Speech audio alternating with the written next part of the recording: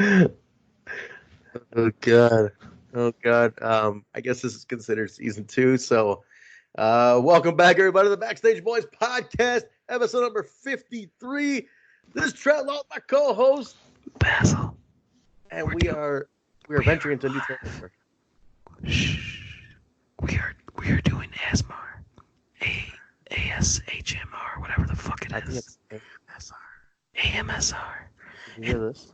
I'm really kind of worried right now because it's only saying that we've been recording for 14 seconds. So here's a water bottle. Okay, I'm done with that.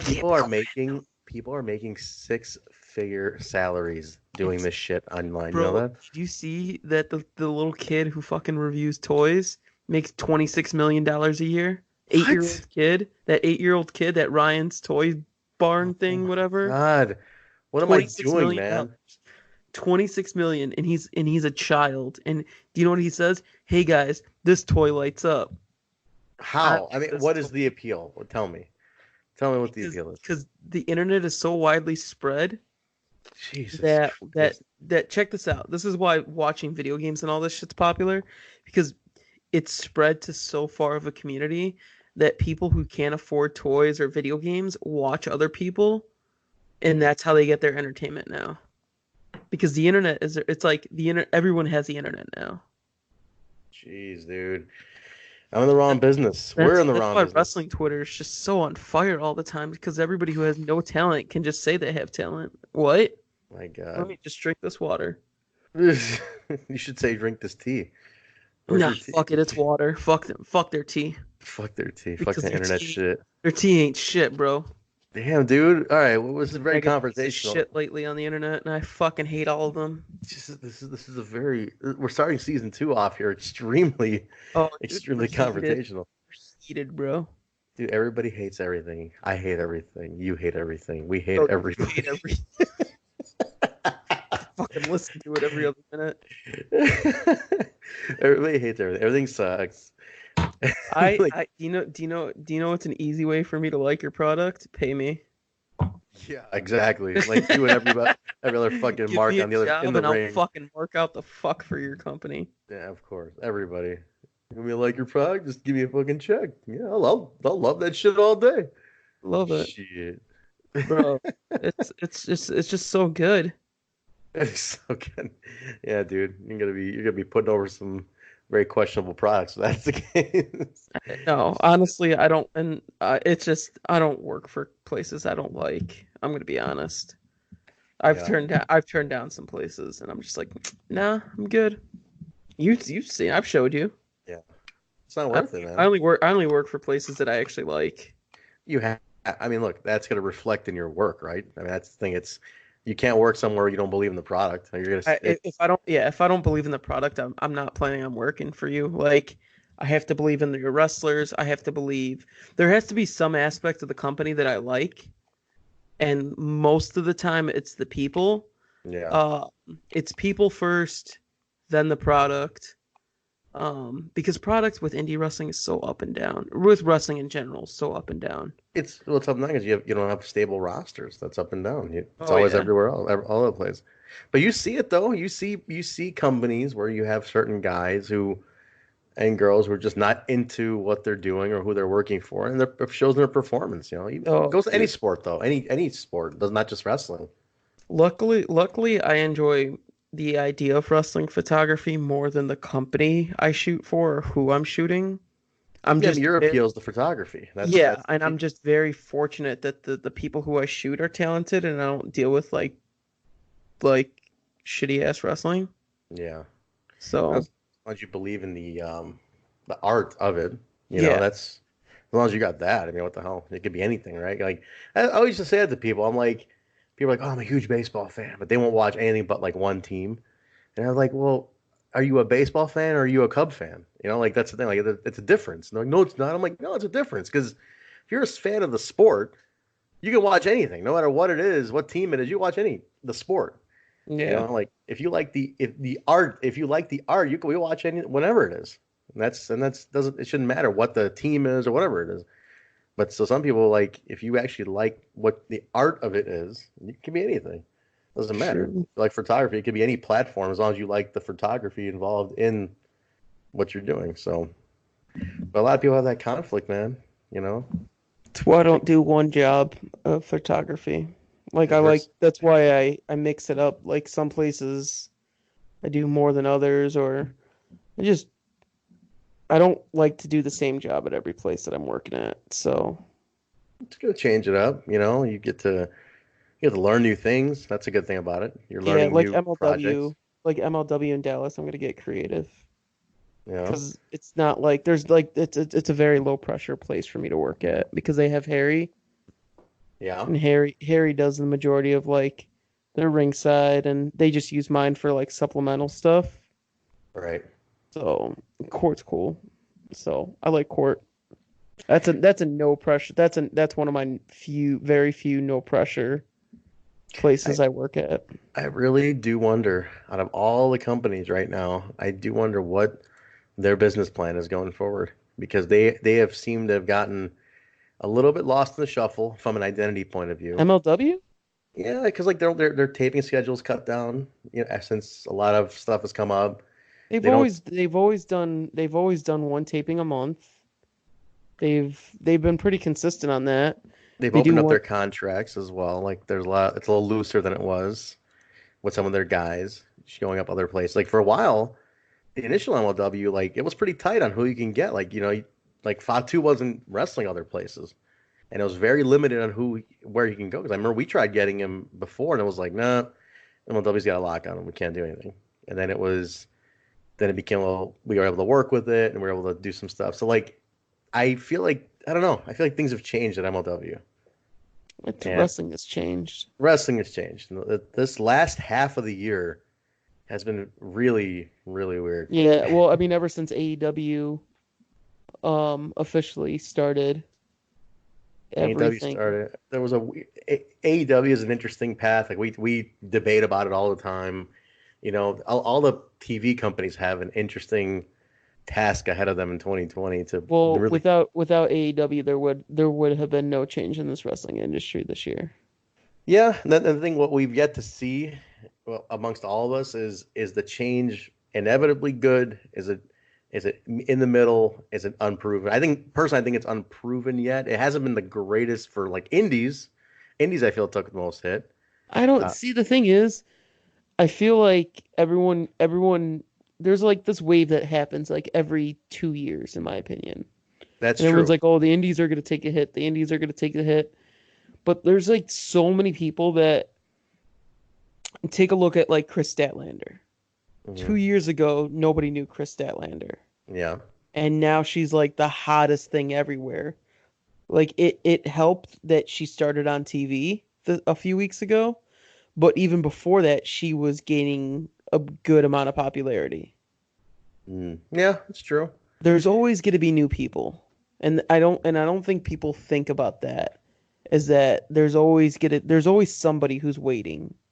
But I think it's always somebody who's leveled up enough. That's the other aspect. You know what I mean? Like, not everybody's always ready either. Initially there might not be enough people, but it always levels itself out. I mean, that's indie wrestling, no matter how popular it is, it's unless you're working 130 to 150 shows a year, 175 shows a year, Hmm. it's there's always got to be that bounce back of like stability for the wrestlers themselves, and it just comes with experience and time. And Yeah, I mean, basically what it is. Also, at the same time of we're getting a little disrupted. At the same time, it forces people to step up their game because you have more of a chance of getting seen when companies are at their low point because it's like they're desperate for a star, and if you can stand out during that time when like companies are like struggling to find a star, then I mean you have more of a chance to get somewhere because they're like, oh man, this guy is catching fire quick. Let's run with him, and you can get booked. So it has it's a double edged thing. Like there's a good and a bad to it for sure. It mostly depends on how the company takes advantage of that and the talents and how quickly they can develop. So it's I an agree. interesting time. It's an interesting time. I think another year is really going to show us where the landscape's at, because there's a lot of change, behind the scenes changes going on in certain companies, a lot of executives shifting now too. Like, look at the executive shifts, right? Like, you had Kevin Sullivan left Impact for AEW. David Sahadi left MLW for Impact. No, Uh, David Sahadi's still gonna be with MLW. he's not. He's going to finish up this next taping and he's done. That's Oh, been for announced. real? He signed a exclusive contract now with Impact. Ah, because I So, saw him at MLW. yeah, So he's going to finish so up. am I. So am I gonna see him? You will I think that's his last taping because they're Oh, all in I'm gonna town. see him. I'm gonna see him all weekend. You'll see him all weekend. So he's But going to finish up. he was really chill. Him and I talked. Um, because David has like a certain direction with like how he likes to shoot and stuff like that. And him and I talked in Detroit, no, Dayton. So He's a him and I had a good conversation and stuff like that. So he's got a very storied career, man. Like, his father even was a top guy at NBC and everything. Like, he comes from a very awesome background, man. Like, the guy's a huge benefit to any company, really. yeah, So, like, that's a good get. But yeah, he's gonna finish up in Texas, and then he's exclusive to Anthem after that. yeah, I'm So excited. That's gonna be a good weekend. that's a good weekend, and we're And going down it, for it. Yeah, we're going to Dallas. I we don't know just if I'm working two shows on that Saturday yet, gonna find but out. We just it finished our Airbnb today. We're all set. dude, that was literally like I'm like the Airbnb master. What a find, though, huh? We got a sweet deal. Dude, it was a rare find. It was a super host. It was What does that it, mean, superhost? Like super host preferred means host? like yeah, like somebody who's hosted a lot. Oh, nice. So the place is Yeah. good. And then the rare find, it was like a good price and stuff like that. Like Nice. you thought you're like, "Oh, we got a better deal on the hotel." And I was like, "Nah, fam. I got $15 cheaper." Yeah, it worked It out was like pretty $20 good. cheaper a night after taxes and all that shit or something That's a like that. deceptive shit that when you book a hotel, like hotels.com, like it'll be like $70. You're like, damn, dude, for a Hilton. And you go, it's like, and the resort fee, and then the breathing tax, and then the walking into the lobby tax. I'm Oh like, yeah. come on, man. I hate hotels so much The because it's fuck? just I just feel like for if I can get something with and most of the time it's cheaper, but if I feel like I can get something for within $10-15 a night, I'll take an Airbnb because I feel like we're so much more relaxed when we do our Airbnb trips. Especially Don't get me because wrong. this is like 3 days. Yeah, but don't. I mean, I love my hotels. Believe me. I But know you do love your hotels, but I feel like when we go as like a group and stuff like that, I think group has more benefit as an Airbnb, just so there's no pressure of like, especially if you're traveling around the city together and you're doing the things together, it's easier to coordinate shit. yeah, I Especially mean come back together and everything. when I don't travel with you guys, I'd say I do hotels about 50% of the time. Yeah. Last time when I went to Dallas for Slammiversary, I did do an Airbnb because the place I found was really good and it was very open and spacious and I kind of needed that after Slammiversary. Mhm. So it's just one of those times it's like I need to spread out in a hotel like you're stuck to the bed and after a show you're just like disgusting and sweaty and all that crap and I don't like to after a show I always like to shower. I think about Airbnb is like, I don't like the rules. Like, hotels, no rules, man. Just fucking destroy the place if you want, whatever, you know. But I don't know. I go back and forth. With a group, I definitely agree it's more fun in an Yeah, Airbnb. when So like all of our trips were so much more fun because we did do an Airbnb. yeah. Well, cool, man. Yeah, we're going down to Hard to Kill in January. Leaving on the 10th. We mostly got the same flights. Yeah, we all No, got we the got same flight. me, you, and Nicole got the same flights. That's Nate right. will be flying in on Sunday, and then we're flying out on the same flight on Monday. That's right. He's only coming in for the one day. Yeah, Good. I wish he was coming in a little bit earlier, but his work schedule.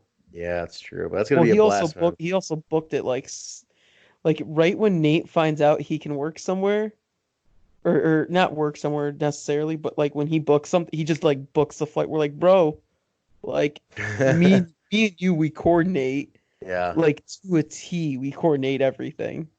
I mean, it's easier. It Like that's is. the better that would be. Yeah, Nate's just kind of impulse books when he has. He's like, all right, I'm cool. Like okay. All right, dude. Yeah, Well, don't fly out with us. With Southwest, it's nice. Yeah. You, you can rebook once. You either go for a full return or you can do one exchange. Oh, is it limited to the one now? So you can either change your flight Yeah. or you ask for a full refund and then the refund just goes back on your like Southwest credit. Mm-hmm. So that's what I do just in case if I have to rebook my flight again. Gotcha. So that's what I Cool. did when I booked an earlier flight that Friday, but Oh yeah, that's right. you guys were coming and you guys decided to come in a little. I was like, what the hell am I gonna do? I should have kept that earlier flight, honestly. I'm so nervous about flying that late. Why? Like, you know me in time. Like, I'm super punctual about shit. And if this flight gets like canceled and then we have to fly in the next day. Oh yeah. Oh, I see what you mean. Ah, we'll be That's all what I right. mean. Like, if anything happens wrong with this one flight, we're fucked. I mean, then again, it is like January in Chicago, so like anything can happen. That's what I'm saying. If like, That's why I'm really nervous. I'm like, just well, please be fine. So, we're gonna find out one way or another. We'll see, true. bro. Well, either way, it'd be fun. It's gonna Yeah. be a good weekend. We got the pay-per-view Sunday, the Saturday Fan Fest. You got I'm MLW. 0 hour and they just announced um a no ropes match between Simon Grimm and Davey Boy Smith Jr. No ropes. Yeah, Okay. dude, no ropes matches are my favorite. My absolute favorite type of matches. Because the ropes don't get in your way. Is that why? It's no. It's I love that like when Lawler and Suzuki happened at Yeah. Warrior, that was my absolute like favorite match to watch. Like obviously Rascals and Chaos was bonkers, like impressive, phenomenal. But as a fan, like the type of fan that I am, I Hmm. love technical style matches. Like when Bloodsport happens at Mania weekend, absolute favorite event all weekend. That is interesting. I do need to watch one of those because that always has stuck out to me as one of the most I have unique. Bloodsport on my fight. Yeah, I have Bloodsport because I paid for Bloodsport too. I want to check that out. Yeah. We should watch that. We should figure out some free time or whatever. Yeah, we'll do a day. I'd like to see that for sure.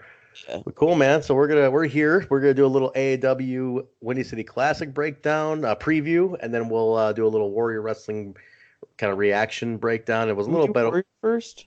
I do Warrior first, yeah. We'll Yeah, go in because order. that happened first. So we can touch base. There was a lot that happened at Warrior. Yeah, we're not gonna go through the whole card. We'll just kind of give a little react to it and everything. But yeah, man, that was one of the most loaded shows I'd say I've Just ever seen. stacked. I mean, just we think business, and from a budget standpoint, I'm like, man, what could that show have even cost to put on? Let alone like, $1 billion. dude. I mean, from just like I said, from strictly from a business mind, it's insane to think. Just knowing what we know about what it takes to put a show on. That's intense, man. That was an intense. I mean, we're at the locker room at one point. I'm like, holy shit! Like, look at these. Kurt fucking Angle was there. I'm like, what the fuck?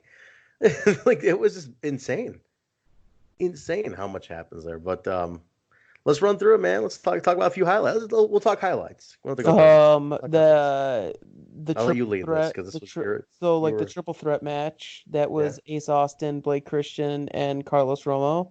Mm-hmm. Very fun match, and it was the the turning like Ace played a really good heel, and when he kicked out of Blake Christian's finishing move, that twisting corkscrew splash, and it looked like he had a 3 count. It was literally like 2.999 on that 3 count, and like the whole crowd was just booing Ace when he kicked out of that.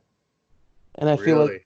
yeah, it was fantastic. Like Ace also it listed on Cage Match there was a X title match, but Ace actually didn't decided not to bring his X Division title I thought he had it with because him. no, he did not because he didn't want his title stolen. Oh God. Yeah, I can't blame the guy, man. This city already burned one wrestler that week, you know? Uh, Shit. Can't blame the guy. but Ace Austin still got the win. So That kid, man, 22 years old, blows my mind. I forget that he's 22. I'm like, holy shit, you're 22? yeah. The fuck? Just how far he's come in just the last year. But I'm like, dude, his whole life is ahead of him, you know? I Oh, mean, yeah. he's so young. It's incredible how good he is at this age. He's like imagine how he'll be at like 30. Exactly. That's what I'm thinking. Imagine him seasoned in 8 more years. He's gonna be unstoppable. He's reminding me of like Will Ospreay. He's got that kind of organic, like I'm really good and I'm just gonna keep my head down and work hard, build, Yeah. and it's like it's just gonna come to head. And he's got that, man. The dude is and he's a cool guy, man. I like Ace a lot. Like he's a good dude. He's respectful to everybody, fans, treats everybody good, crew. The dude's cool, man. He's got a very bright future. And I know like especially for his contract, I know Don Callis puts him over any chance he gets. You ever know? I don't know if you ever hear any Oh like no, I hear it all the time. Don is just like Don really high on loves him. Ace. He's like super high on Ace, and I'm like, that's great for There's him. no reason not to. Yeah, exactly. There's no reason not to. The kid's got it, man. So run with it. He's happy to work where he does. He's appreciative of his breaks. Like, dude, that's a team player. That's who you want on your any roster, Warrior, AAW, you name it. That's what you want, man. So good for him. I won't. I wish him more and more success because he's always treats our my. I always say it. I say it every show. I really judge a lot of times. I judge a guy on how well he treats the crew at the shows, man.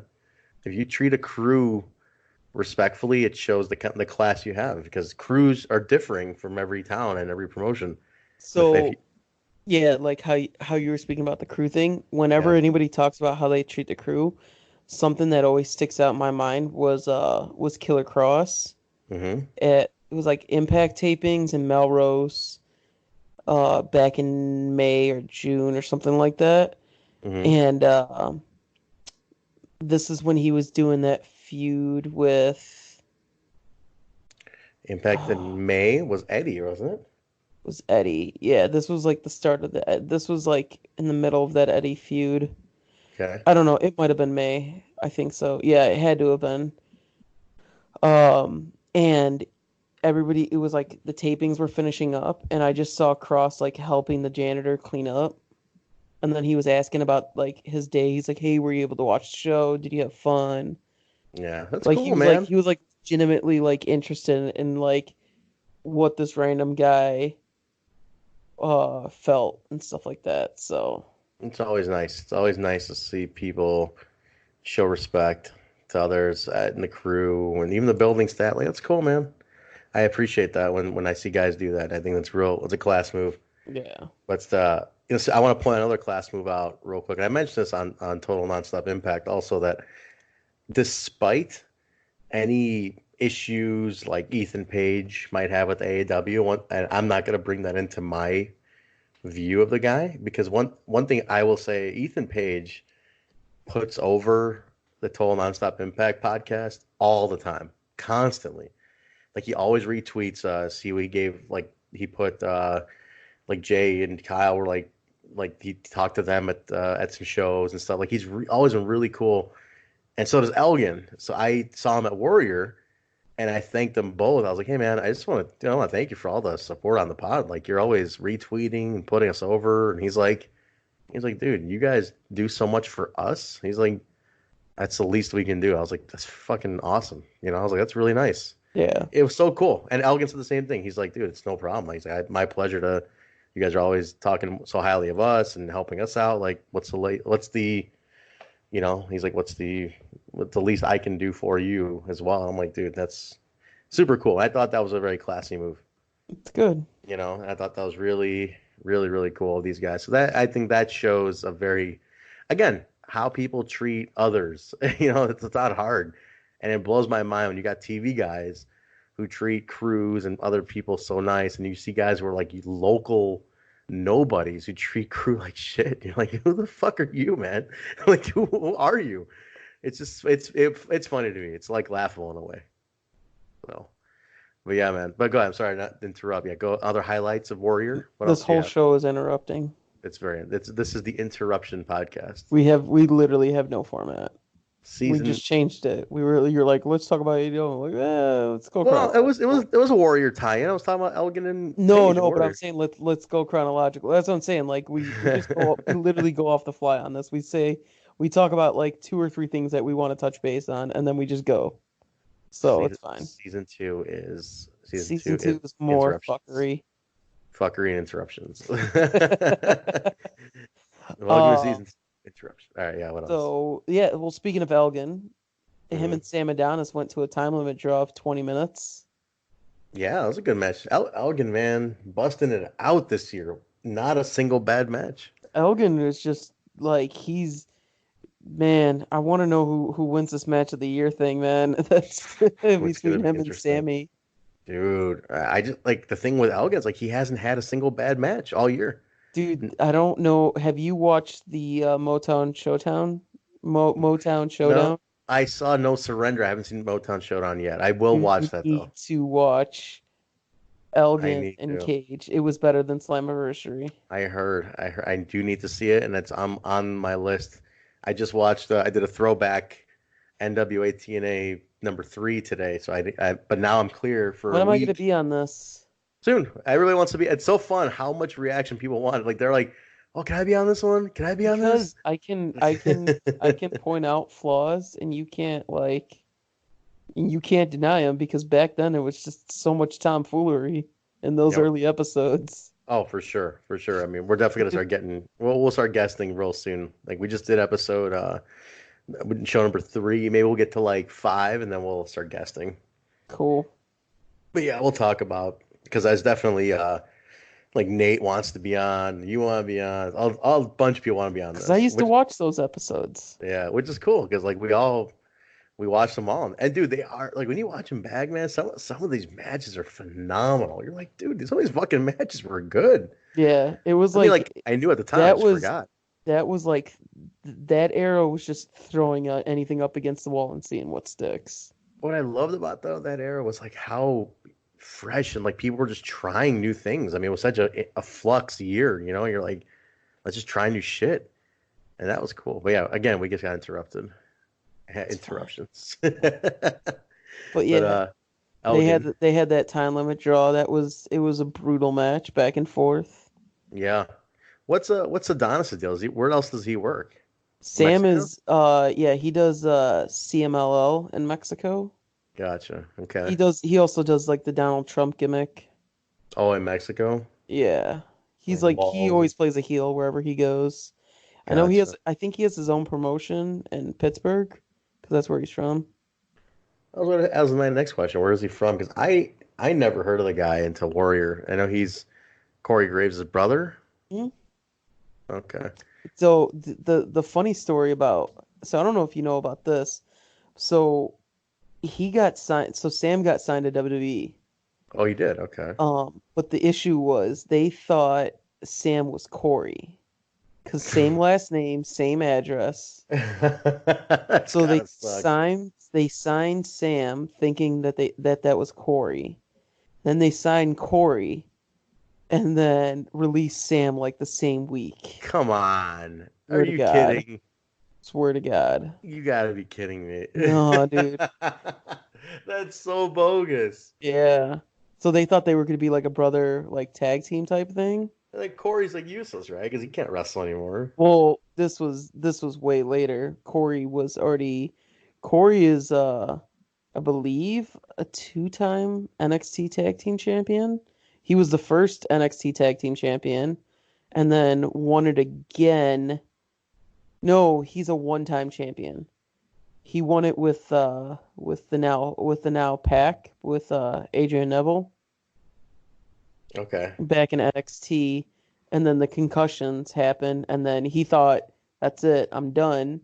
He gets put in the announcer's booth, and then he is this amazing announcer. Is he So really that good? Is he? he is. I will say he is a very good announcer, regardless of whatever he likes to say on social media. Yeah. He's a dude. Think of what Josh, in terms of hats, Mm-hmm. does at Impact. Now, Corey was literally doing that for like 3 years straight. He did for a period of time. He did NXT, Raw, SmackDown, and he did his own show called Superstar Inc., where he was like interviewing wrestlers about their tattoos, Oh, I heard about and this. Yeah. then was doing like network specials and was doing just random show. Like I literally think he was like living in Stanford if he wasn't at a show. It's a smart move because you make yourself valuable. If you can't wrestle, the idea is like, okay, well, hey, I can't fucking wrestle. I better make myself valuable to Yeah, these guys. he's a very good host, and I like his style. He plays a good he plays a refined, think of like Jerry Lawler but refined, Interesting. where he plays a very good heel commentator, Yeah. but it's not as like outlandish. Like it's in an obvious way, but not like, oh my god, I hate this guy. Interesting. So All right, so Sam Adonis. All right, what else we got? So we got Sam Adonis. Elgin was a great one. Lance Archer and Pillman, that was a fun one. I missed all that one. Did not see I was in the back. Horrible. Suzuki and Tom Lawler. That one I saw. Oh, Yeah, I gotta say, man, I like this. He's a dynamic wrestler. bro, Minoru is a fucking legend. I mean, I remember seeing him in Pancrase years ago. Like, Nate thinks I didn't watch Japanese wrestling ever, but there was a time where I was into this stuff a lot, where I knew. I mean, I know my share. I'm a little old, a little slightly older than you kids here, and Grandpa was watching this stuff back in the '90s. Grandpa, you're 4 years older than me. Oh wait, no, what? You're 6 years older than me. 7 years Oh older. wait, are you 30? Wait, you're 36. I just turned 38. 38. God, you're so Just old. turned, yeah, I'm fucking old, man. Older than my older sister. I know. How old is Nate? I forgot how old Nate is. Nate's 30. He's a kid. No, Nate's older than me, I think. No, is he? Oh yeah, Yeah, he is. yeah, Nate. I'm the baby of the bunch. Yeah, Nate, I It's think is like it's two so years weird that I'm the baby of the bunch of all of us. It's not weird at all. I You're a don't know. child. I know. No, but like I don't know. It always weirds me. It always weirds me out that I'm the youngest. Why? 'Cause It's the same. It's just you are the youngest. It's I a know. factual thing. Do you know what it is? I'm so used to being the oldest of like Not here, pal. I know, Not here. with a I bunch get. of fucking grandpas, Yeah, it's true. It's very true. bunch But of no, fucking boomers. Okay, boomer. Suzuki's cool though, man. He's Suzuki's a fucking boss. I mean, like I said, I used to watch Pancrase at one time. Like I really, I went through this real big Japanese phase in the '90s, and I was like getting all these Pancrase tapes and shit from like RF Video and all that. So like I remember seeing him then. He's 50 fucking 1 years old, man. That dude is crazy. Like imagine him in his 30s. He was a beast. Yeah, dude. But dude, he was trained. You know who trained him? Billy Robinson and Carl Gotch, like two of the biggest and best shooters and catch wrestlers of all time. Like the dude was trained by like two of the best wrestlers, like technicians of all time. Like this guy, and I could see it like a worked fucking match. But dude, that match was phenomenal, man. I loved it. I really did like seeing him go. That was a lot of fun. And I love Tom Lawler. Lawler was good too. I'd never seen him before, and I thought he held up I could really have sworn well. you saw him at Black Label. The one I went to one Black Label, and the one I went to, he wasn't on it. Oh, okay. He was not on it, but man, he was very good. He held up really well with Suzuki. He was cool, man. He was definitely something. Like he was intense, and he went toe to toe, which I liked. So that was cool. That Yeah, was that cool. was my personal favorite. Um, It's just for a magnitude of reasons. And then Cage and Phantasmo had that almost went 15 minutes. Yeah, it's a long match. It was a good match. Good storytelling that went back and forth. Cage is definitely he's a very versatile guy, man. Cage looked naked without his wrists. Oh yeah, I knew something. I'm like, what is different about him? That makes sense. Yeah, I was like, what the hell? Like I saw him walk out, and I was like, the hell is this? It looked different without 2 belts instead of 1. He only Yeah, had 1. he only had 1 belt, and then we get into this beautiful, beautiful 6-man tag of Chaos, and which consisted of Will Ospreay, Amazing Red, and Rocky Romero against all 3 of the Rascals. Which, and this is something I brought up. I love when the Rascals it's all 3 of them. I love when it's all 3 of them too, because I they have feel really like good they chemistry. need to be put in as many trios matches as possible. It's just hard to get other trios. That's the only tricky part. We got at Warrior 8, we got Rascals versus OWE. Yeah, that's one right there. Like in general, though, aside from that, like it is hard to get trios matches, man. It's not an easy thing to get. That's kind of like why I've been liking. Like AEW has had a huge focus on trios. Like trios is part of their rankings. They're not rankings, but when they list their matches online, trios is part of one of the main metrics. It's singles, tags, trios. Did Ring of Honor was doing a 6-man trios? They still have it? They still have it, yeah. I think I don't even know if they have those titles anymore. That's what I was saying. Are the titles even there? Well, the last champions was Villain Enterprises. Yeah, I was like, man, do they still have that belt? I'm actually going to go on ROH's website right now. I'm very curious now. I'm going on right now to see if those are. There's so much flux with Ring of Honor that's like no one knows what's going on. Like I'm so out of touch with Ring of Honor, unfortunately. Yeah, well right now Villain Enterprises are still the 6-man champions. Okay, all right. We always talk about just well, I guess we are diverting several times here in this episode. Oh, hey, Kelly Klein is still there. Is she still a title holder? She's still technically a title holder. Wow, we talk so much about how we were so into Ring of Honor at one time.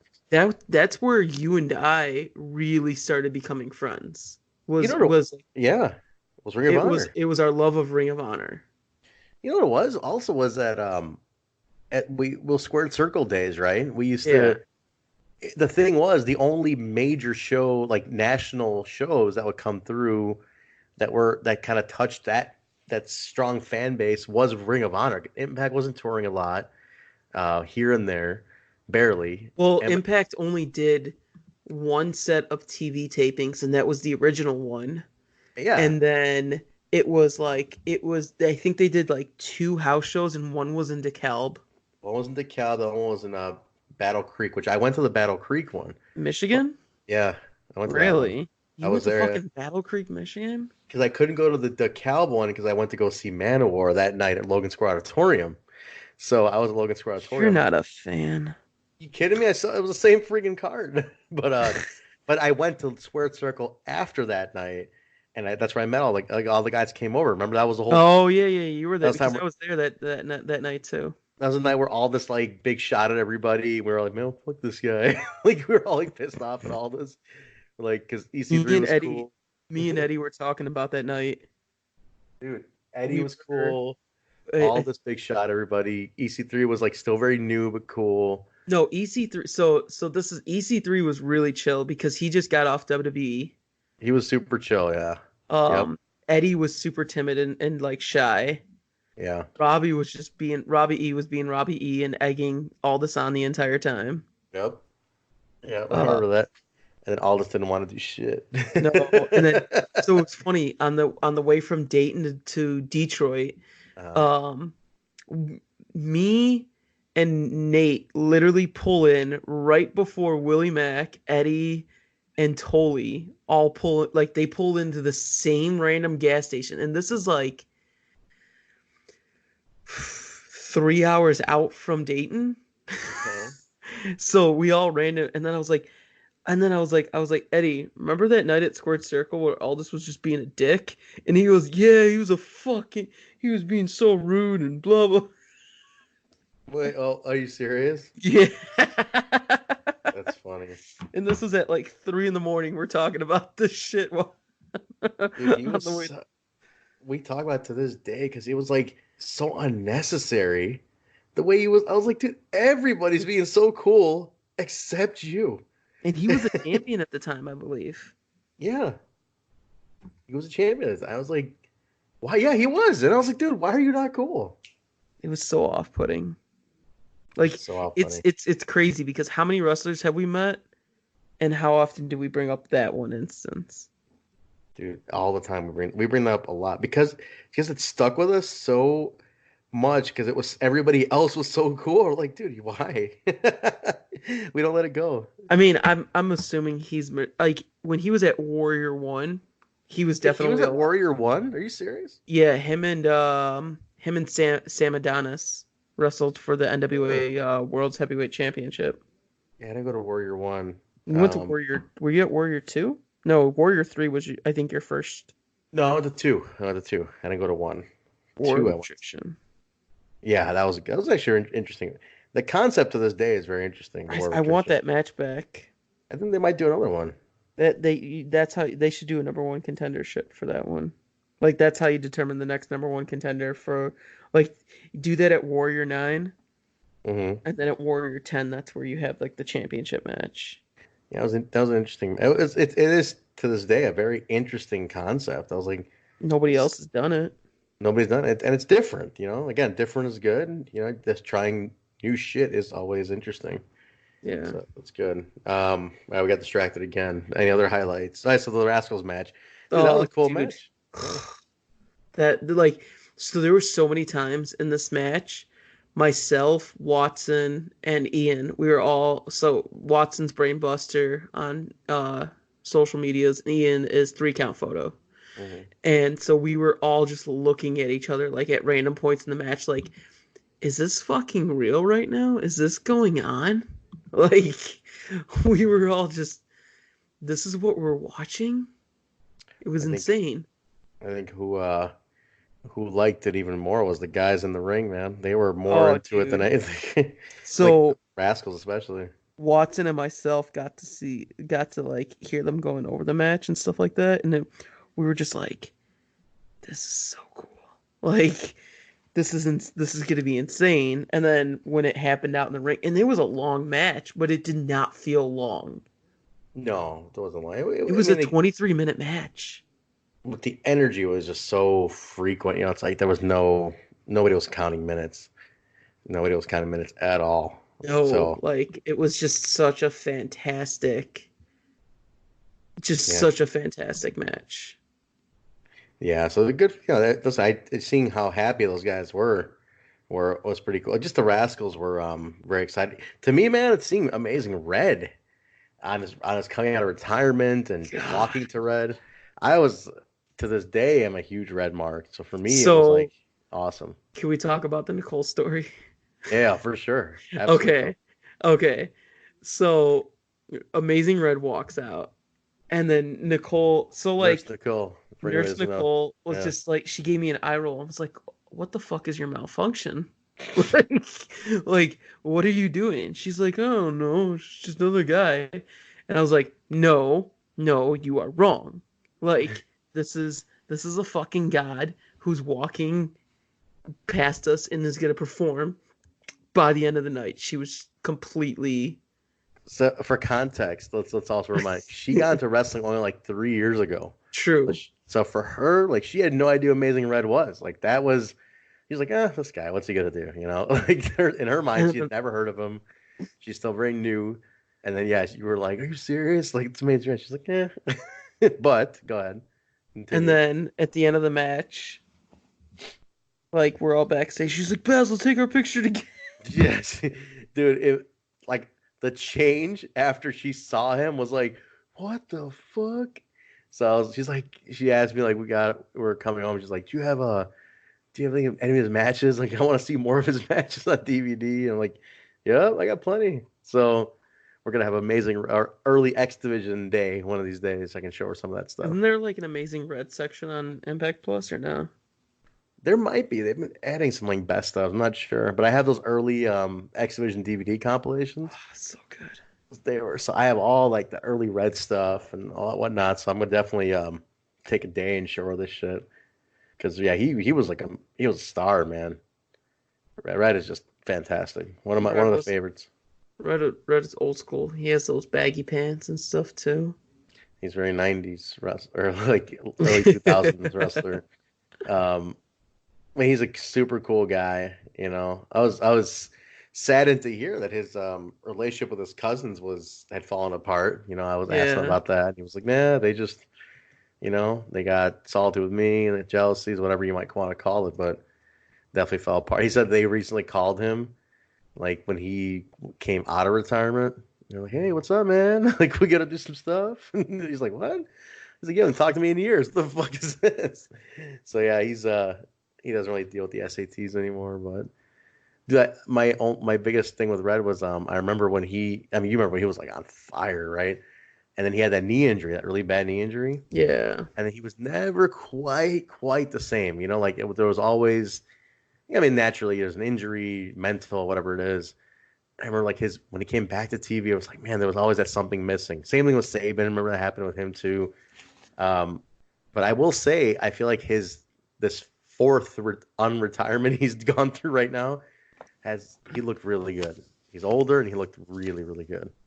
And I think despite anything, I think he was on for sure. Oh, dude, he was on his game. Yeah, he looked like $1 million. I was very, very impressed. He's very confident. I mean, he's a veteran in that ring, so seeing him perform at the top of his game, man, it was like, shit, that's cool as hell. Just because how good he is. So yeah, that was Warrior, man. Any other highlights? No, I mean I got that sick backstage shot, or the promo shot. Which one of the three of them, right? Yeah. Yeah, go ahead and talk about that. Ugh. That one blew up. Ugh. That I had about 20 to 30 seconds, and I fucked up the first shot, fucked up the second shot, and then the third and fourth shots were good. And then the fourth shot I decided was the keeper. That was it, man. Gold shot though. I mean that blew up. It's my Twitter. Sure. It's my Twitter. Banner and picture now. A good photo for sure. Yeah, then they liked it, so that's what matters. Oh, dude, it was just great that they all reposted it, retweeted it. And... Yeah, it's a great shot for sure. Yeah. I mean, that's definitely a deserving photo to be out there. So that's cool, man. Cool. All right, well, that was Warrior 7. They got Warrior 8 coming back on February. What was 15th? It? I know it 16th. Wasn't Valentine's Day. No, I think Wait, hold on. I haven't put it in my calendar. It is February 15th. Yeah, the day after Valentine's Day. 15th. Okay, gotcha. Oh, well, there it is, man. So they'll be back. They're back on, and they've already started announcing matches for that. So yeah, check it out. Warrior Wrestling's going to be back in town doing some stuff that's very different. I think there's some good differentiating factors now. Like certain talent is working at Warrior that you're going to see there, differentiating from other places too, like AAW, which we'll get into in just a second here. So it's nice. It's nice to see some fresh matchups. Like you weren't going to get the Rascals versus Chaos at AAW. We weren't going to get that anywhere. Yeah, you'll get that. Warriors doing more of a showcase approach. You'll get that there. So cool, man. Awesome. So now let's jump in. We have AAW Windy City Classic coming up. This is the big gun coming up. This is one that we worked towards all frickin' year. Frickin', did I say? I sure did. We're gonna get frickin'. But yeah, man. We're not gonna go too in depth because we're gonna do the review show. Right. We're just gonna list off the matches. The review. You know what? I got an email from I want to say it's Chartable. Like they're the guys who rank like the charting of all pods and listenerships and all that stuff. And they sent us an email and they were saying that the Windy City Classic review from last year was our most listened to. I guess we must have posted it late, like in January of the year. And they're like, maybe a couple days after the show. Yeah. And they said it was our most listened to episode of 2019. So, Cool. like, the Windy City Classic show seems to be the hook for us. So we'll definitely make sure to bang this one out. Yeah. Hardcore for sure. But we're just going to go over the matches, just kind of list them off, seeing what's on the agenda coming up in a couple days. And then we'll be back for the review of it. But let's kick it off, Basil. First match. We got Killer Cross and Matthew Justice. And Justice. if the match with who do you wrestle? Good brother, mask guy who doesn't talk to anybody. Good brother. Yeah, guy doesn't fucking say hello to anybody. No, he's that good brother mask guy. The good brother mask guy, son of a bitch. He doesn't talk to anybody. Just fucking.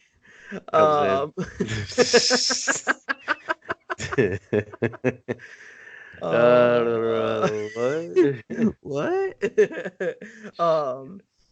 Whatever. Good brother. I didn't remember. They wrestle very similar styles. If that match is any indication of how fucking psychotic Matthew Justice is.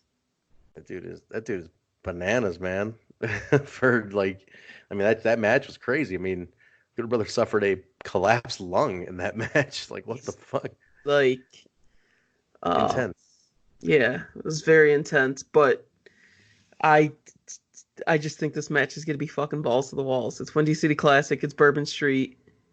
Oh my god, I keep forgetting that it's Bourbon Street because that's more room for them to just destroy each other. There's balconies. Remember when Fitchett got thrown off a balcony? Oh god. When Jake threw Fitchett off the balcony? Oh my god. That's gonna be shit, man. This is gonna be bananas, dude. Like, we're in for some shit. Oh yeah, I can only imagine what these two are gonna do, man. These two are gonna just go nuts. Then again, though, Cross doesn't really leave the ring much, though. I take all this back. He doesn't really leave the ring. He stays in the ring. But it's Matthew Justice. True.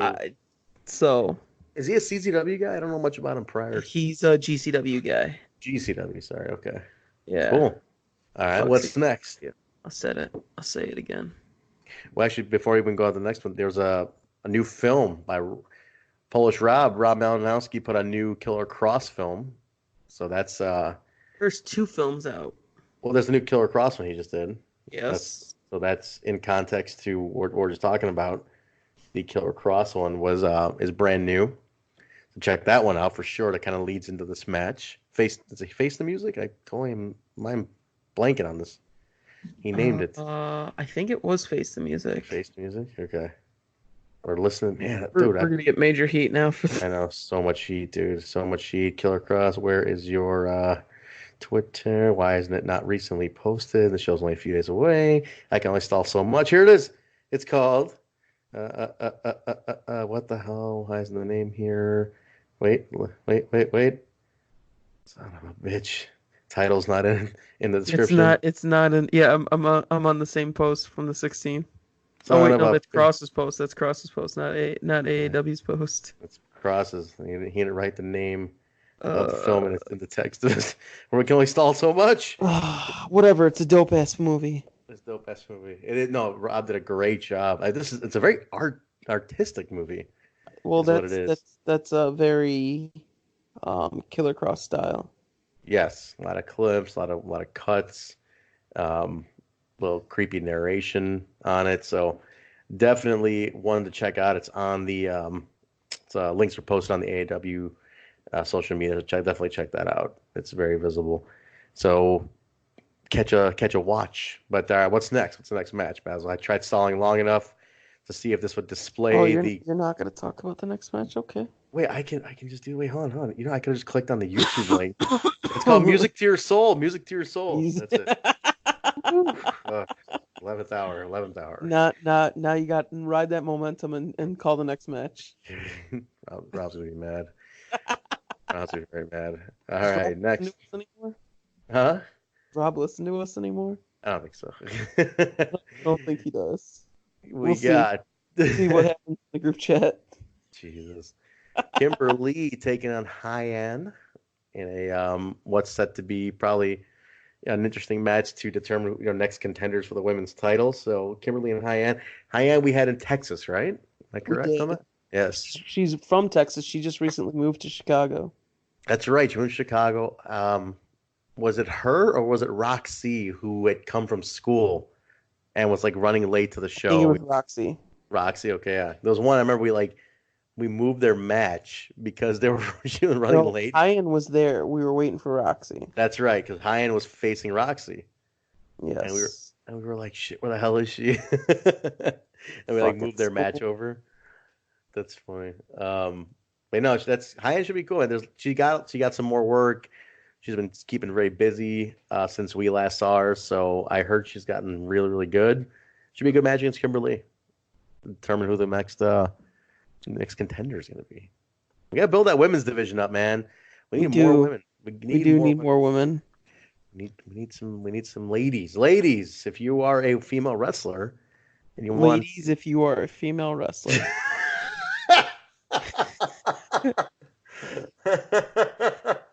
Oh shit.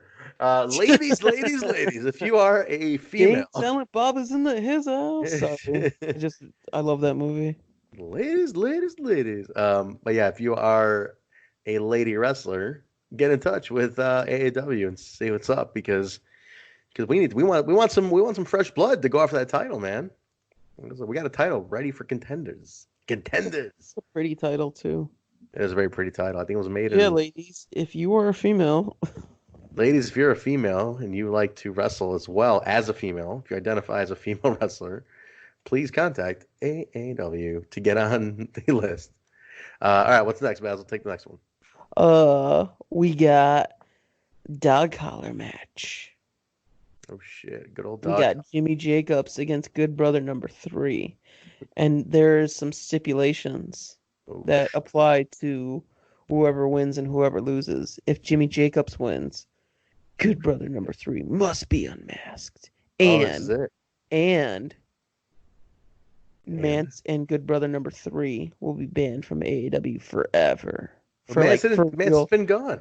But hold up. If Good Brother number 3, Mance gets to come back. Oh shit! All right. How do you not know that you are on the booking committee, sir? I must have gone to the bathroom. I must have gone to the bathroom at that time. This is horrible. Yeah, you guys get that. That Good Brother number 3 match booked up. All right, cool. All right, good deal. You got a refill on this water, please? Thanks. I heard that. Fuck. Do not sell it. Don't sell any of it. Just move on, man. Act like it didn't happen. There's a title match between wrestling and old wrestling.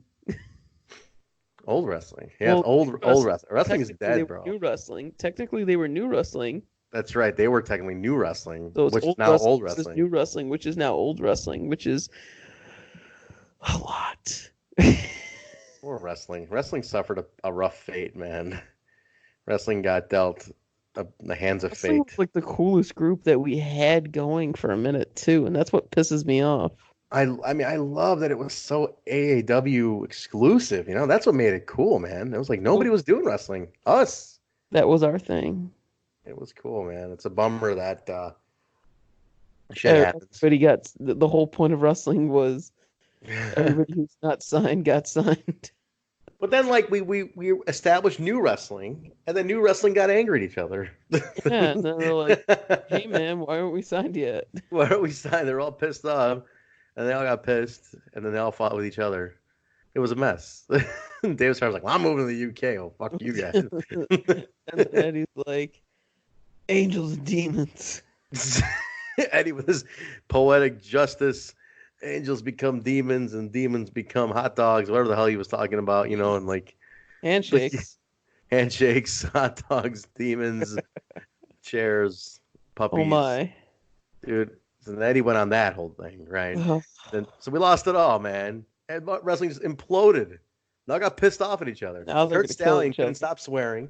Fucking Kurt Stallion with his fuck this and motherfuck this. I'm gonna kick your fucking ass, rip out your fucking soul. Get the fuck up. Shit in your mother's mouth. Like all that shit. Kurt Stallion just cannot behave himself.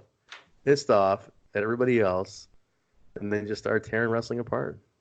It was sad. I'm telling you, I suffered a rough Tear me apart, Lisa. Exactly what happened. Wrestling was tearing everybody apart.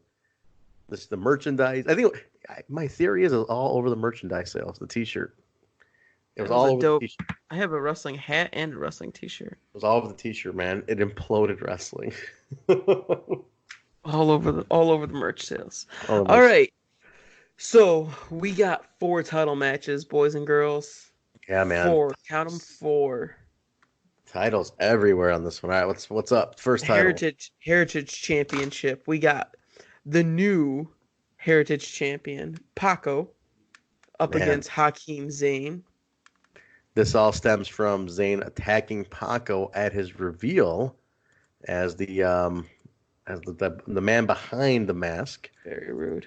Very rude. He said a lot of mean things. And Paco, first he attacked Myron. Myron suffered the fate, and then Paco tried to be a good guy, help him out, and then Paco got dealt. And this match is resulting from Paco, putting his nose where it didn't belong, and getting some Zayn. And Karam is in his corner on this. Karam is awesome, huh? What an impressive dude, man. Dude, this is gonna be fun. I was trying to figure out what nationality, what ethnicity Karam is, because he posted a photo of him, his brothers, and their father, right? And he's like brown dude, and his whole family's white, like blonde, blue, white, and he's like, I'm not adopted, I swear. I'm like, what the fuck? What the hell is he? And I'm like, what? How could that be? Like, dude, he looks nothing like his siblings. And I'm like, what in the fuck? And I'm like, what could he be? And I was like, I'll just ask him at the next show, because I'm like, now I'm genuinely confused. And then it turns out he's Lebanese. Yeah. Which they're very fair. They got very fair features, a lot of them. But he probably got that recessive gene from like great grandpa or some shit, where he's like actual like brown dude. And I'm like, fuck. And like his hair is completely different. Everything. Did you see that photo? Yeah. Completely different than his entire family. I'm like, no way. He's not related to these people. No fucking way. And dude, I was like, he's like for real. People are even commenting like, no bullshit. Go on, Maury. Go on, Maury. Do the test. He's like, I'm serious. And then I was like, fuck, that's nuts. But yeah, he's Lebanese. So it made sense. I was like, okay, all right, they're very fair. They have fair features. Karam just got the one gene, man.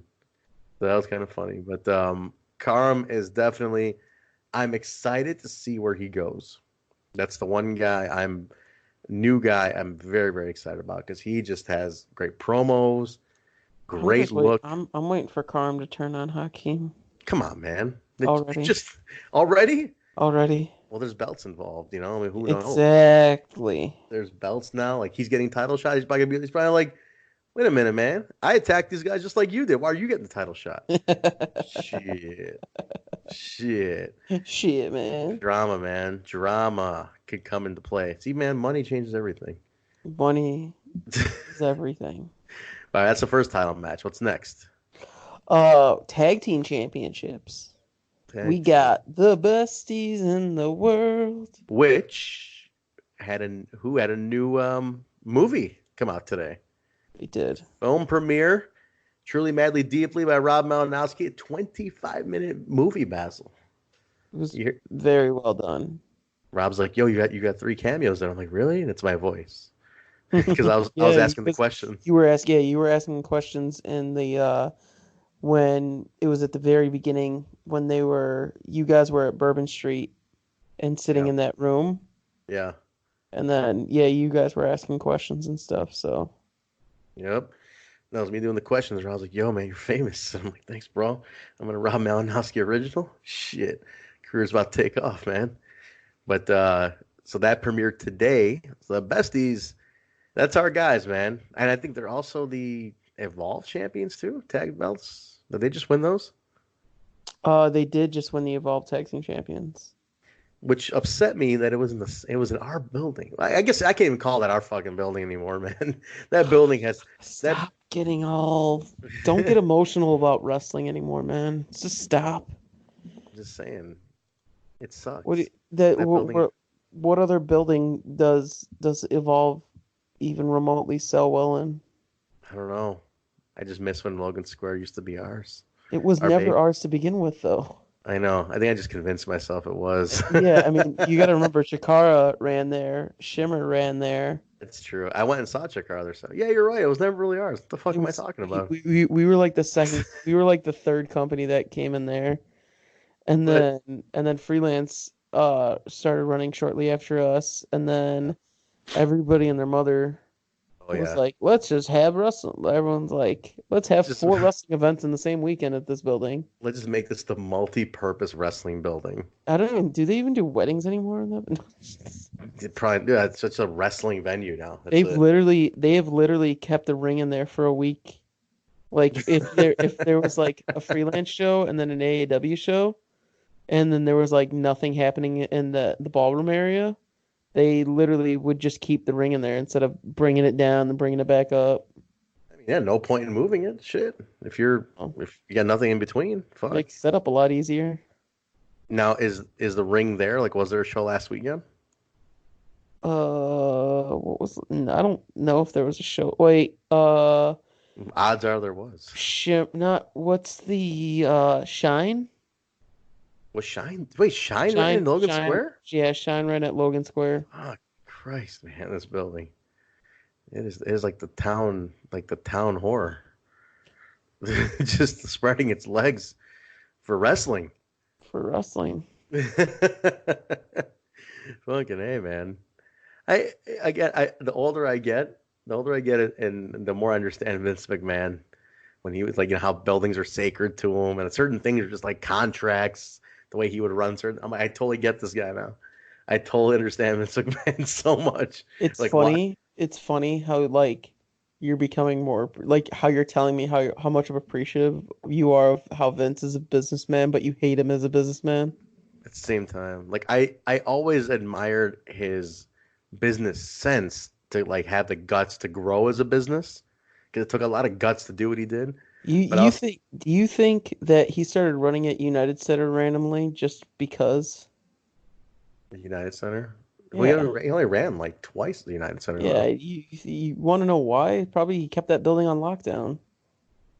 What, United Center? Yeah. But he only ran there for SummerSlam '94 and then like one more time. No, and then they ran there twice in the last like 2 years. Oh, really? Yeah. Remember we ran up against them. Oh, that's right. Yeah, we did pretty well against them actually. Yeah. They did 2 shows. They did a double header. They did That's one right. Allstate Arena. The next day was at United Center. Yeah, they're keeping it tight, man. Yeah, like I said, there's a reason why they started doing that. It's like, man, it's trying to kill AEW is what it's going on. He's got that thirst again, man. Yeah, but Vince hasn't murdered anybody in a while. He's got that thirst. Yeah, he needs another company that's not even like trying to run up against. Vince is a motherfucker, man. Hey, no, you're trying to make a living. This is not good shit. He just wants blood. Yeah, I know. That's why he hasn't come after Danny Daniels yet, since we outdrew him one show. Can you imagine? Vince? I would not go that far if we outdrew the United Center. Well, okay, but we didn't outdraw the United Center, but we still had a sold out show, and they didn't have a sellout show. So I'm gonna say we outdrew the WWE. Seats to fill. But our show marquee said sold out, and theirs was like only like a lower bowl and like blocked off. Oh damn! They only did like 7,000. Yeah, dude, we didn't have to curtain off anything. Shit, bunch of losers. Yo, they're struggling, bro. I mean, AEW's outdrawing them. Shit. We saw the stats. Stats, bro. I'm telling you, it's all about the stats. Like at the end of the day, when the books are closed, it'll say AAW sold out. WWE sectioned off, comp tickets, the works. Danny should If start you're dead threatening. tomorrow, just randomly, I'll know the hit came from Stanford. Danny should start making Twitter threats against WWE, Oh, just like how we're going. Danny never gets involved in Twitter shit. He doesn't, and if he'll try shitting on him, he doesn't give a fuck. I love that about him. He doesn't care. Eric Cannon trying to instigate Danny. He's like, whatever. I didn't even see it. He's like, I didn't even see any of it. I'm like, yo, man, why don't you tag him next time? You know, shit. Why None would of he these do guys. that? Exactly. He doesn't want to. He doesn't want to tag Danny. I love that Danny doesn't care though. He's like, whatever, man. I got to show the book. I don't need this shit. That's cool. Good for him. Yep. That's all right. What's the next title match? We Wait, got. we didn't even finish who the match is against. Oh, we were just talking about the besties for the last 20 minutes. Because they brought up the movie, and then we didn't even give their fucking opponents. It's just some random dude named Sami Callihan, Impact World Champion, former 3-time AAW champion, no big deal. His tag team partner is like one half of probably the best tag team champions besides the besties that AAW has ever had. Jay Chris of yeah. Jay Chris of OVE. Yeah, no big deal. Now, Sammy, I understand, came out with the Impact title last time, which I missed. The first time Danny Daniels has allowed another title on our show, the Impact belt, and I missed it. Crazy. Oh, yeah, you weren't there. I wasn't there. I was overseas. So I think Another time you're not there for Impact. Wow. Oh, man. Shit. Ross going to kill me. Ross Foreman's going to murder me. Ross Foreman messaged me from Dayton. He's like, so I get Basil and you're not here? Okay, I see how it is. I'm like, dude. He did not say that. He did. Wow. He did. He's like, I get Basil and no Trent, huh? Okay. And I was like, damn, Ross Foreman. Well, you just didn't want to go to a house show. I had just gotten back from like being overseas in like 5 countries in the last few days. I was 18 time zones. 200 more miles was just. I know. Seriously, I was like, man, what was another 200 miles at that point? Another couple of goddamn time zones. Shit, might as well. But no, definitely. We're saying, man. Yeah. So Sammy comes out with the Impact title. It was interesting. Yeah. I wonder if he will do that again. Possibly. Oh no, I'm sure he'll have it with him. He carries it everywhere he goes. Literally everywhere. Yeah. Jess was even saying she's like everywhere. I'm like, really? She goes, everywhere. I'm like, oh.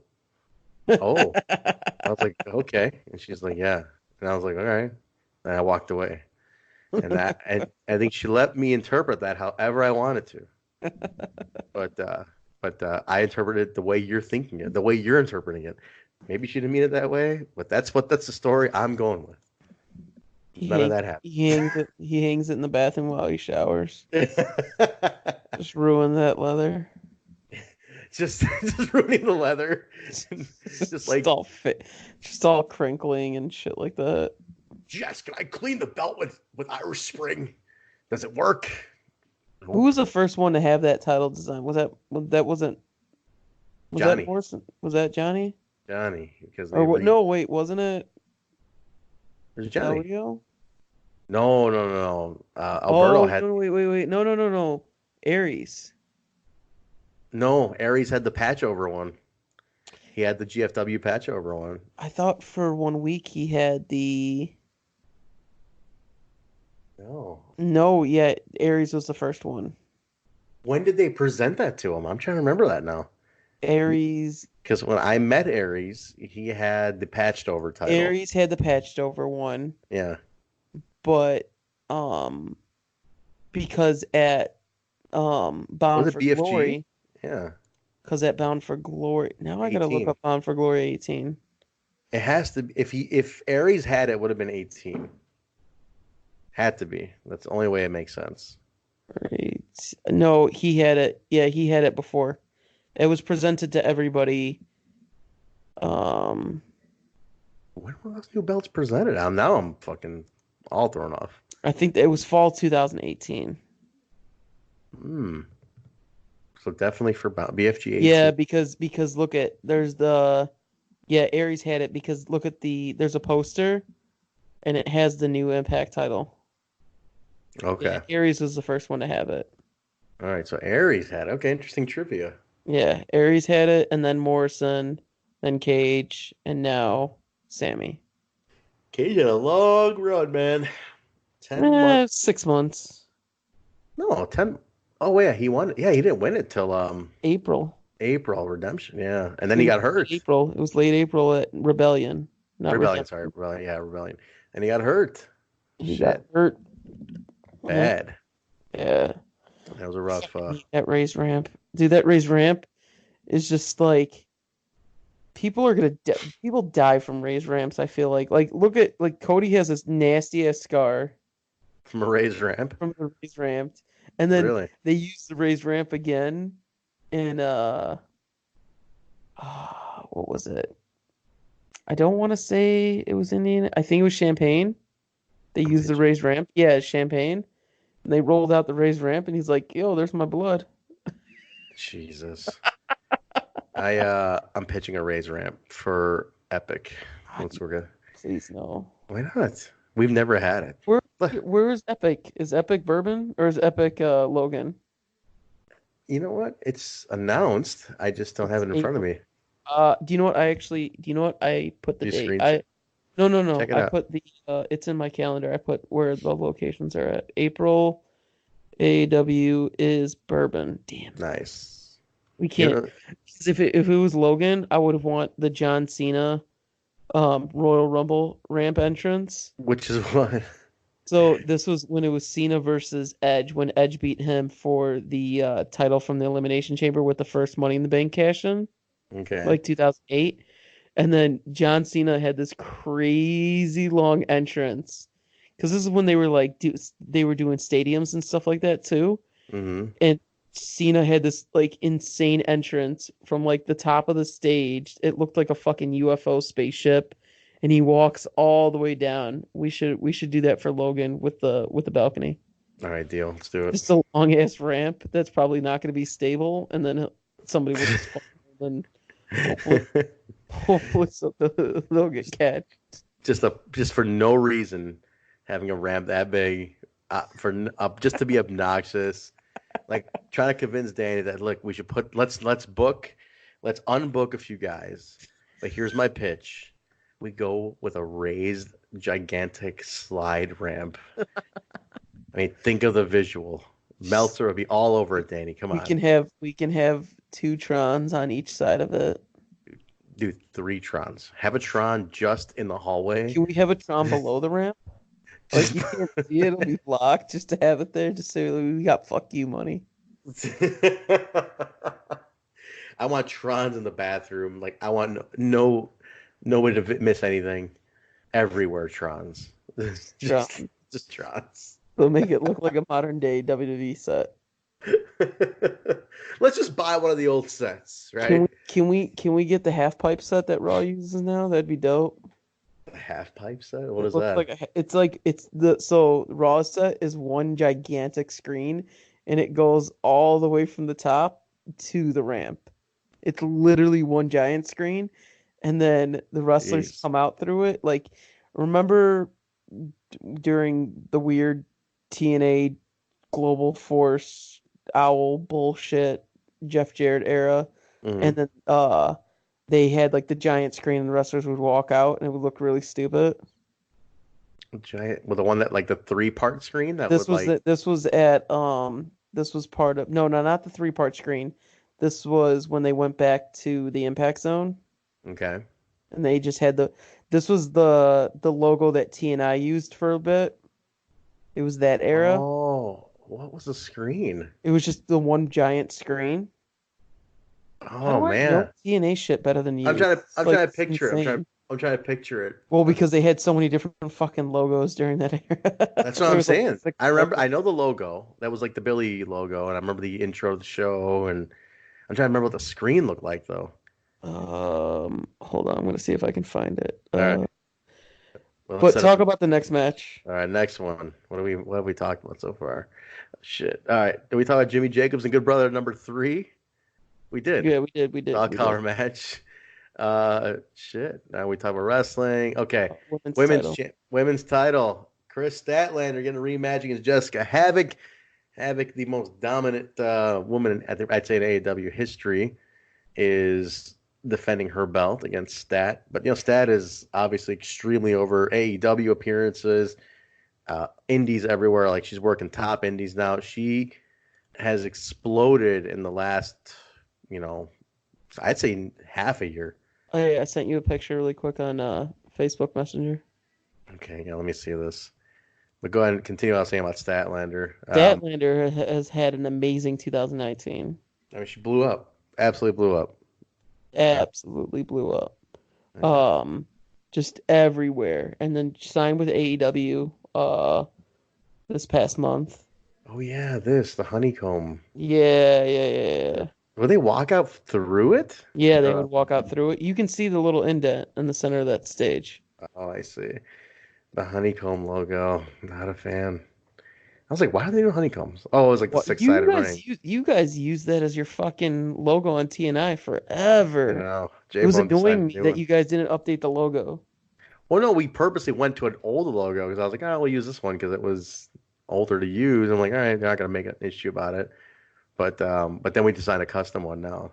Yeah, you guys got a more modern. I don't think that they would mind with you guys, honestly. Oh yeah, we got our own thing now, so I don't think they'll care. Yeah, but Statlander signed with AEW, and she's currently the #1 contender for the AEW Women's Championship against Riho. So she's got the AEW Women's Championship match on Saturday, and then the following Wednesday, she's got a women's title match for the AEW Women's Championship. So wait, they're running live on Christmas? New Year's. They're not running the day after. The Wednesday after us is New Year's. Oh, I'm sorry. Yeah, the one after us. That's right. Yep. Days is Christmas. Are they running on Christmas? No, they're not even doing a show. They didn't tape anything. They're not, because it's Turner runs Christmas Story. Oh yeah, that's right. Wait, no. TNT has a basketball game. TNT is better than TBS runs Christmas Story. TBS runs Christmas Story. TNT does the Lakers basketball game. That's right. That's okay. Cool. Statlander's on fire, man. She it's been an amazing half year for her. I think she is at a point where there's so much for they've given her some kind of an open-ended type contract because she's still working with us. Well, there's two types of contracts at AEW. There's the older guys and the more established guys that just do AEW only. Some of the guys who've been around 10, 15 years, even longer, like Dustin, stuff like that. Cody, Bucks, they're not going to work other places. But you got people like Statlander, who's only been in the game for 2 years, 3 years. She still needs to get her reps in and stuff like that. So it's good for the younger talent because they don't have to break their bodies, but they can work indie dates, but they don't have to work as many indie dates. You know what I mean? It's nice for us as indies to have that. It is pretty cool. And we plus, get the benefit from that. You get extra eyes because remember they're putting their Twitter handles on AEW. Yep. So then you get, I like Chris Statlander. And then I'm going to follow Chris Statlander. I see your Twitter handle. And then Statlander's promoting art, like an indie show. It's like, she's wrestling here. And it's like, especially if you're in a place where AEW hasn't toured yet or isn't there or whatever. It's like, I can see this person who I really like on TV at an indie show. Let's go to this indie show. So it's good. It's good. There's definitely good. Really no downside to it. Especially not for a company like AAW who's using these guys. So for us, it's great. I think that's nice that we get to still use her, work with her. I mean, if we can even realistically run stories with her, I mean, that's all the better. That we get to book her as normal, essentially. We get to she's wrestling someone like Jess, who's a pro. Who's a pro? He'll take care of her. They're both TV girls. They're both TV. They both know what they're doing. Like you don't run a risk of a stinker. You don't run a risk of obviously there's always a risk of getting hurt, but Jess is a fantastic. I mean, they're both fantastic wrestlers. Like Jess is one of the best. I Jess is mean, one of the best Chris for is on sure. her way to establishing that. Yeah, for sure. No, Jess is definitely one of the. I mean, becoming. I mean, she's known for so long. I mean, she's been around for so long, and she's considered to be. I don't want to say legend. That's that word gets thrown around so easily, but she's one of the most respected in the game just for how much she's put in and how good she is. So Yeah. definitely, I'm glad we got the benefit of both of them to work with still because I always get to work with pros. So cool, man. Yeah, title shot. That's the women's title is a young title for us, so I like having more and more contenders, and I definitely want to keep. We gotta keep a good steady stream of women coming in. I know a lot of people. One thing we get from a lot of fans is suggestions. Bring in this girl, bring in her, bring in her. Like, I think we need to entertain that more. Honestly, there's a lot of women out there There's a who, ton of very good women wrestlers who we yeah, need to have come through our paces. And like, I'm glad that Hyann is getting a shot with us now. absolutely. Hyann was but and I give it to her. She was there early in Texas. She worked hard. So, I mean, Danny obviously remembered her. Yeah, He she remembered earned her it. ethic. She earned it, and that's something I will say for anybody hearing this. Like Dan is one of those guys that he doesn't forget things like loyalty, hard work, good ethic, especially showing up on time, helping out. Like those are things that go a long way, man. Especially like in our booking meetings, in our talk, like we remembered, hey, so and so is available. So and so wanted to work. They promoted us. They retweeted things. They put things out. They showed up early and helped out. Those things go a long way, man, with promoters. It really, really does. And I think not enough people play into that. And you know one thing, I just want to use this quick story about Manders. This came up at our last meeting. We were talking about how Manders just puts in that road time, man. Like how I mean, you see if you follow Manders on Twitter and stuff, dude, that guy is a road warrior, man. Oh, he's I mean, you see how many always miles he puts driving in? somewhere. It's incredible how many hours this guy puts in on the road. But not just that, how he is always appalled at how many young guys don't take him up on riding with him because he's always like doing it alone a lot of times. He's like, Yep. nobody wants to ride. I'm riding anyway. I'm going here. I'm going there. Like every weekend, this dude is rolling, man. He puts in so many miles and hard work. People notice like when you ride somewhere, like, or if you put in the work, like Clayton Gaines was like talking to Nate and myself. He's He's like, another one. Yeah. yeah, and Clayton was like, dude, you two ride more than wrestlers. Like, what the hell? Like, he's like, you guys are getting yourself out there more. It's like, It's Russ, true. you can't stay within your, like, it is very easy for someone like myself just to stay in Chicago. Sure. It is, there would be no issue. Nobody would bat an eye if I just stayed in Chicago. Right. You'd still put out the work. You'd still get your stuff seen. But look at how much more. Look at how many more opportunities you got as a result of saying, I'm not going to stay in Chicago. Like, I'll make the best of these opportunities and I'll take a Dude, drive. I'll do this. I got two extra AEW bookings because I said I'll drive just this past year. I don't know how many different impact bookings, extra bookings that I got because I said I'll travel. Um, I I mean, think the fact that I'm doing Dallas, like I got an MLW booking out of it. It's like, you know what I mean?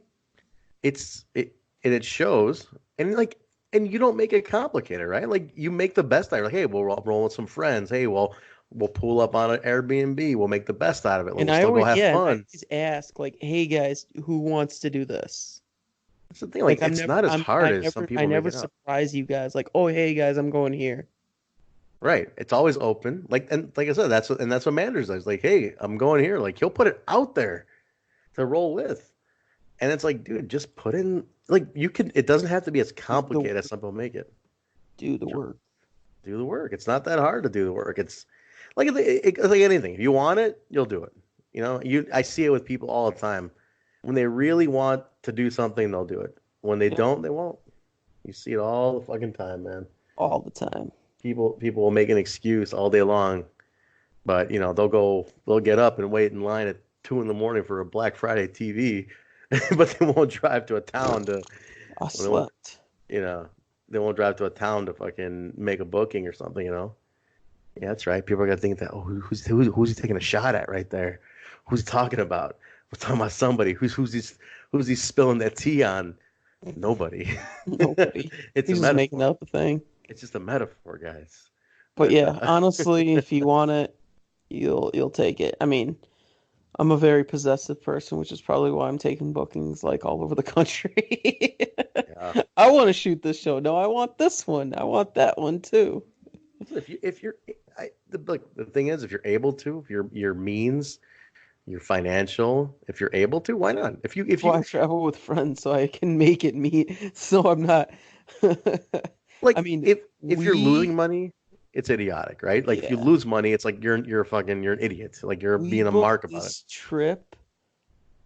We got round trip flights Oh, for Dallas, yeah. for Dallas. We Yep. got a really nice place to stay, and it cost less than what a lot of people will spend on just a ticket. Like we're really smart about Dude. smart about these trips. Oh, like what we hunted the right thing. You just put the work in, man. Our cost on this is so low that we're able to maximize the time to. I mean, and we're still we're still gonna enjoy it. We're gonna Oh, go and out, yeah, get I'm some making my barbecue and shit. money. I'm making my money back 3 times full. Exactly. I'm making my money back 3 times fold on this weekend because now I have 3 bookings. So there you go. So Like yeah, and just be smart, guys. You know, it's all doable, honestly. And when it's not, it's not. Then just don't do it. yeah. That's And it. when I do these and Trent kind of gets annoyed, but when I do these trips, I don't let myself rest. Well, that's what I thought. You got to still enjoy the fucking. Yeah, I At just least I need to, if I can work, I'm gonna work. I Like still this trip I'm making you. I think I went from Saturday off to double booked. You got to at least get out for barbecue at least once on this Oh no, trip. we're gonna do barbecue on Monday. Monday we have plenty of time. Yeah, for sure. You got to enjoy the town at least once. Yeah. I So mean, if I don't have to do the fan fest on Saturday, Saturday will be my barbecue day. all right, cool. All right, man. Main event. Let's talk about this and wrap up this show. We've been on for a long ass time.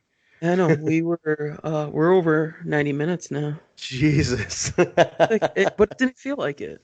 This is the season 2 premiere, man. Usually they're 2 hours long. I mean, we missed a few weeks again. That's why it's season 2. I don't know how I determined season 2, but we're Whatever.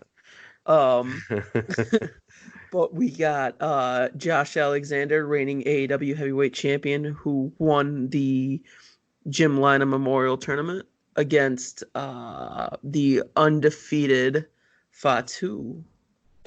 Yeah, undefeated. Undefeated by 2, and one of the hottest commodities. Something missing from this graphic, though. Wait, let me look at the graphic. Hang on. There's something missing. From the graphic? Oh, Armando is not on the graphic. Yeah, is Armando not there this week? Armando is not going to be there, fortunately. Wow, that's a huge factor. Unfortunately, Armando, you got it's holiday time. There's certain commitments, so Armando is unfortunately unable to attend for his boys thing. So things happen. It's a tough week. You're talking holiday week, so things come up. But unfortunately, Armando will not be there.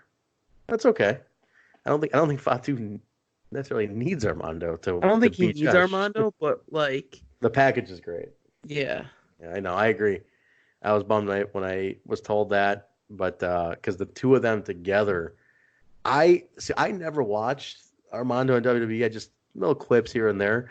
The cigar thing, was that his thing in WWE? Yeah, too? so what he would do is I absolutely love the cigar thing. With the cigar thing, he would break the cigar, and then Umaga would just wreak fucking havoc on whoever he was wrestling. I absolutely love that cigar thing. I'm like, this is such a subtle, almost nothing. You need to watch old Umaga matches for real. Like you need to pull up the network and watch old Umaga matches and just see how dope Umaga and Armando was. Yeah, was it similar? Would you say, or how different is it than what we're seeing with Fatu? It's different because he was more of a handler than like I feel like Armando's a manager right now, Mm-hmm. and Umaga, like he was more of a handler for Umaga. Like he was very much controlling like what Umaga was doing, and um a lot like I feel like Fatu, it's weird to say, but he's a little bit more timid than how Umaga was just, dude, Umaga was Wild. special, man. Like He passed away, Umaga, right? yeah, unfortunately, but That sucks. Umaga was very special, and Umaga was Really? it was so unique at the time. I mean, that's what Fatu is like. If you're gonna make a comparison to anybody, Fatu is a comparison of Umaga. Mm. Yeah. So I mean, you're looking at a modern day Umaga with Fatu. I feel like Fatu is the better athlete and the better Okay. wrestler, but just with Umaga, that was like so fresh at the time and so unique. Interesting. And this is around what period is this? Would you say? 2006 to 2009. Oh, 06 to 09. Oh, okay. Wow. Hmm. Well, this So is wanna it's a while now ago. now now I'm looking up Umaga. Yeah, like I said, I never saw any Umaga.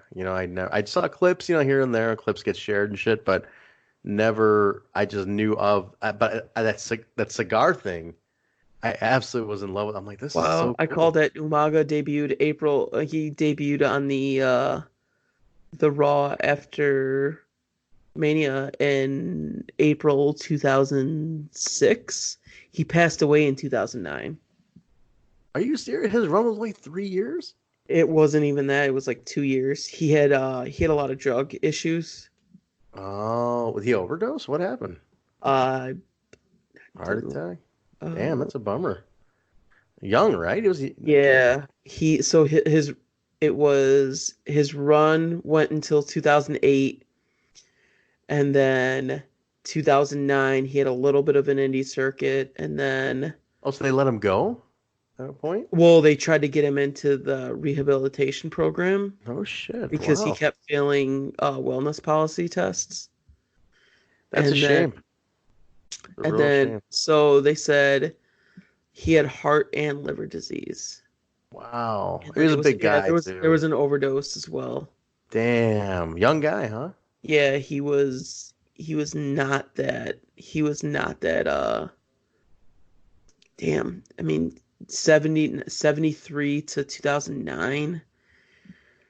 He was Not even 40 years old. Wait, no. That 36, man. Young 30 guy. Jesus Christ. 36 years old. Yeah, fucking- Wow. One thing I gotta say that 36, dude. this new generation is a little That's more younger than careful. you. That's only like 5 years away from me. And dude, can you imagine that? That sucks. Insane. That's like it. I never paid attention to how young he was. Super young, man. Wow. 36 ain't shit. 36. That ain't shit, man. That is That way just too killed young. the mood of everything right now. This. But on a better note, we got this is gonna be just a Hoss beatdown. I mean, these two are gonna fucking murder each other. This is the match. This is the main event of the show.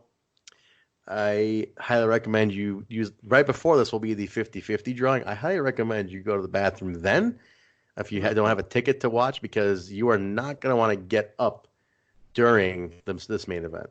This is going to be bananas. Like absolutely ridiculous. So don't miss it because it's just going to be nuts. So yeah, definitely be ready for it because I think they got a lot of time to go. They're going to get a lot of time and it's like just do it. Do it. Let's see who wins. Go to Do. the death. Just do.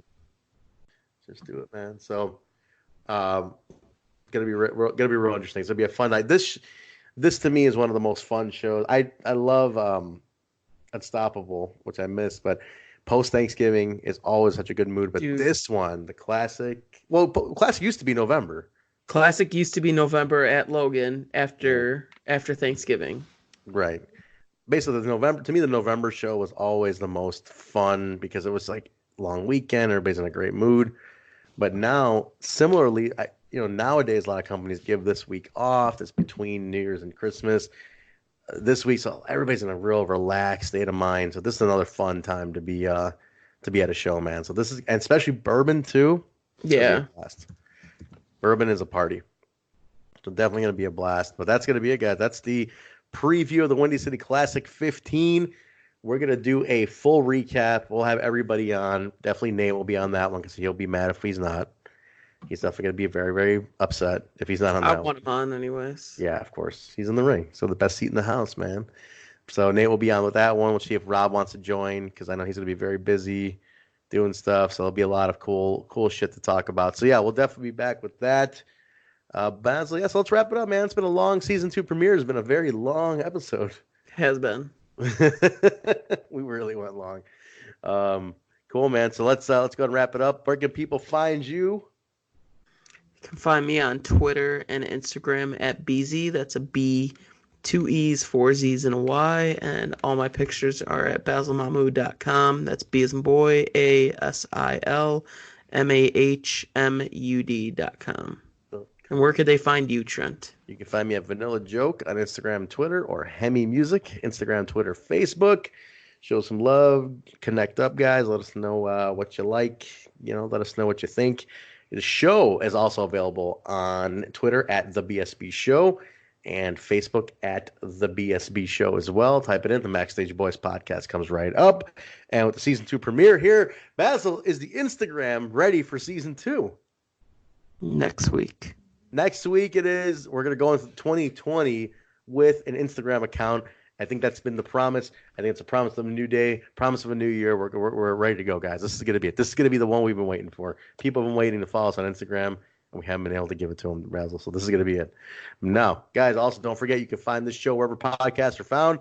Apple, iTunes, Stitcher, SoundCloud, Google Play, iHeartRadio, TuneIn Radio, Spotify, and YouTube at the Backstage Boys Podcast. Type it in. Comes right up. Rate, review, subscribe. Tell Santa Claus that you want Backstage Boys download it to your phone immediately, and make that your New Year's resolution as well, guys. So we are excited for our next season. I don't know why I keep calling it Season 2, Basil. I guess it is Season 2 in a way. You've been calling it Season 2. We're excited for Season 2. I hate you. But the next 50 episodes are going to be great. We're going to go into this really fun. So we're going to be very, very consistent 2020.